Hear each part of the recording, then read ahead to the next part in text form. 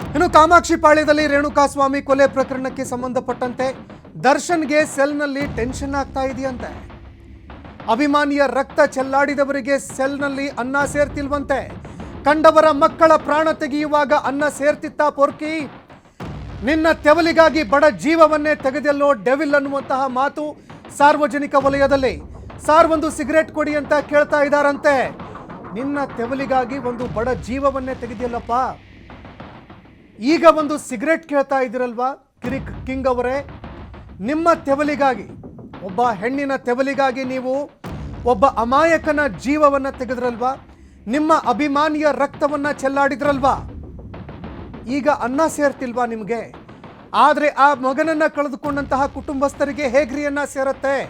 ಆ ತಾಯಿ, ಆ ತಂದೆ ತಮ್ಮ ಕರುಳ ಬಳ್ಳಿಯನ್ನ ಕಳೆದುಕೊಂಡಿರುವಂತಹ ಕುಟುಂಬಸ್ಥರಿಗೆ ಹೇಗನ್ನ ಸೇರತ್ತೆ? ಇನ್ನು ಅದೇ ರೀತಿಯಾಗಿ 5 ತಿಂಗಳ ಒಂದು ಕೂಸಿದೆ. ಆ ವ್ಯಕ್ತಿಯ ಹೆಂಡತಿ ಏನಿದ್ದಾರೆ ಅವರು ಗರ್ಭವತಿ. ಅವರ ಒಂದು ಭವಿಷ್ಯದ ಚಿಂತೆ ಅವರಿಗೆ ಕಾಡ್ತಾ ಇದೆ. ಅದೇ ರೀತಿಯಾಗಿ ಗಂಡನನ್ನ ಕಳೆದುಕೊಂಡಿರುವಂತಹ ಗರ್ಭಿಣಿ, ಆಕೆಗೆ ಊಟ ಸೇರುತ್ತೇನ್ರಿ? ಆದರೆ ಅದೇ ಸಂದರ್ಭದಲ್ಲಿ ಅಧಿಕಾರಿಗೆ ಒಂದು ಸಿಗರೇಟ್ ಕೇಳಿದ್ರಂತೆ. ಸಾಕಷ್ಟು ಕಿರಿಕಿಗಳನ್ನು ಮಾಡಿಕೊಂಡು ನಿರಂತರವಾಗಿ ತಮ್ಮ ಇಮೇಜನ್ನು ಡ್ಯಾಮೇಜ್ ಮಾಡಿಕೊಂಡು ಅನೇಕ ರೀತಿಯಾದಂತಹ ಒಂದು ಇನ್ನಿಲ್ಲದಂತಹ ಸಮಸ್ಯೆಗಳನ್ನು ಮೈ ಮೇಲೆ ಎಳೆದುಕೊಂಡಂತಹ ವ್ಯಕ್ತಿ ತಮ್ಮದೇ ಅಭಿಮಾನಿಯನ್ನು ಹತ್ಯೆ ಮಾಡಿಬಿಟ್ರು ಅನ್ನುವಂತಹ ಮಾಹಿತಿ ಬಹಿರಂಗ ಆಗತ್ತೆ.